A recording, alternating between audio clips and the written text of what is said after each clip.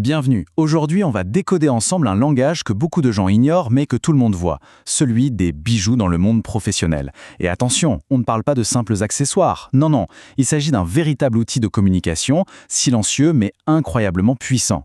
Un outil qui peut soit renforcer votre crédibilité, soit la saboter. Ces chiffres, ils parlent de lui-même. Imaginez, près de 8 cadres supérieurs sur 10 pensent qu'un bijou bien choisi a une influence positive sur la perception de la compétence. C'est énorme. On parle d'un détail qui, en réalité, n'en est pas du tout un. Et pourtant, c'est là que ça devient intéressant. Malgré cette importance capitale, un professionnel sur 3 avoue ne pas connaître les règles de base. C'est un peu comme essayer de parler une langue sans connaître la grammaire. On risque de faire des fautes de goût, de tomber dans l'excès ou, à l'inverse, dans une négligence qui se remarque. C'est la grande question. Comment on fait pour transformer ces petits objets en de véritables alliés de carrière? Eh bien, c'est ce qu'on va décortiquer ensemble, pas à pas. Accrochez-vous, on plonge dans le sujet. Avant même de penser à acheter ou à porter une pièce, il faut maîtriser les bases. Le b.a.-ba, on peut appeler ça la grammaire du style. Il y a 3 règles, vraiment simples, mais sur lesquelles on ne peut pas négocier. C'est le socle de tout. Règle numéro 1, pas plus de 3 pièces. Montre incluse. Par exemple, une montre, une bague, des boucles d'oreilles. Point. Ça évite de surcharger l'image. Ensuite, pour les matériaux, on joue la sécurité. L'or 14 ou 18 carats, l'argent sterling, le platine. Des valeurs sûres, discrètes et durables. Et enfin, il y a les interdits. Tout ce qui fait du bruit, comme des bracelets qui s'entrechoquent ou les montres connectées trop sportives, ça peut vite faire amateur. Et cette idée de discrétion, elle se traduit aussi par des dimensions très précises. Pour les boucles d'oreilles, par exemple, on ne dépasse pas 1,2 cm de diamètre. Pour un collier, on s'en tient à la longueur dite princesse, celle qui s'arrête juste à la clavicule. C'est la plus professionnelle. Pour les bagues, on oublie les grosses pierres. L'objectif, c'est de souligner un style, pas de distraire la personne en face. Ok, maintenant qu'on a la grammaire, il nous faut le vocabulaire. L'idée, ce n'est pas d'avoir une collection immense, mais plutôt de posséder les 4 pièces essentielles. Celles qui forment la base d'une garde-robe de bijoux complète et surtout polyvalente. Et s'il y a bien une pièce maîtresse, c'est la montre. Elle ne donne pas juste l'heure, pas du tout. Elle envoie un message de rigueur, d'organisation, de souci du détail. Ce chiffre est fou. 82% des recruteurs la voient en premier. C'est littéralement la première impression silencieuse qu'on donne. Le plus intéressant, c'est de voir comment le choix de la montre doit s'adapter au secteur. Dans des milieux très traditionnels comme la finance ou le droit, un bracelet en cuir et un cadran sobre, c'est le code universel pour dire « je suis fiable ». A l'inverse, dans la tech, un bracelet en métal, un design minimaliste, des matériaux comme le titane, ça montre qu'on est moderne, qu'on est dans le coup. Alors, cuir ou acier? Pour s'y retrouver, c'est simple. Le cuir, c'est l'élégance intemporelle, mais ça demande de l'entretien. L'acier, c'est moderne, robuste, facile à vivre, mais c'est un peu plus lourd. Au final, le choix dépend vraiment du quotidien et des priorités de chacun. Pour les autres pièces essentielles, on reste sur la même logique. Pour les boucles d'oreilles, la subtilité avant tout. Des petites perles, des puces en diamant, très discrètes. Pour les colliers, on l'a vu, c'est la longueur princesse et rien d'autre.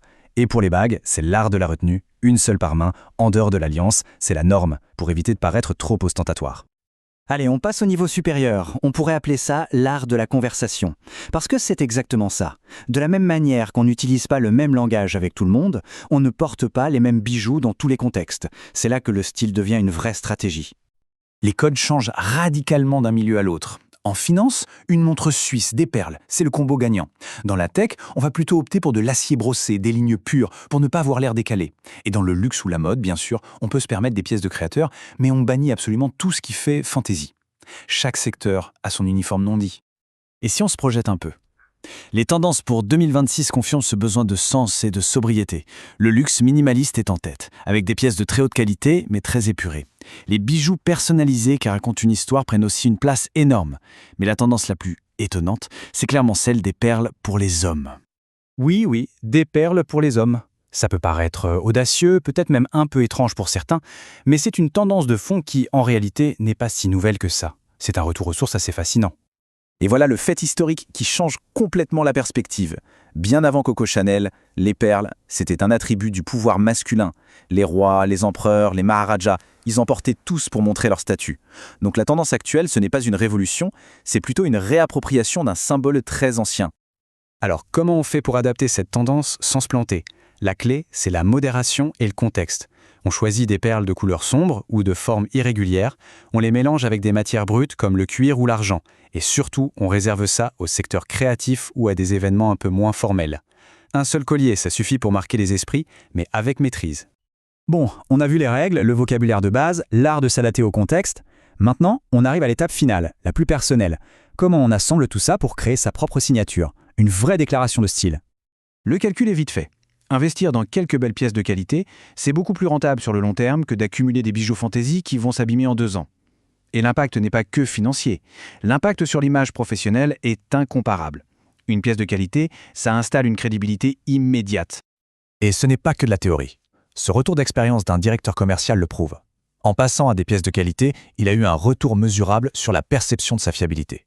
C'est un vrai retour sur investissement, à la fois personnel et professionnel. Au final, un style signature, c'est exactement ça. Ce n'est pas juste suivre la mode, c'est faire des choix conscients. Choisir des bijoux qui ont un sens, qui racontent quelque chose, qui renforcent le message qu'on veut faire passer, tout en restant soi-même. C'est l'alignement parfait entre qui on est et ce qu'on montre. On va finir sur cette question à se poser. La prochaine fois, le matin, au moment de choisir un bijou, il faut prendre une seconde. La question n'est pas seulement « est-ce que ça va avec ma tenue ?», mais plutôt « qu'est-ce que ça raconte sur moi ? Quelle histoire communique-t-il avant même qu'un seul mot soit prononcé ?» La réponse, c'est votre signature. Merci d'avoir suivi cette analyse.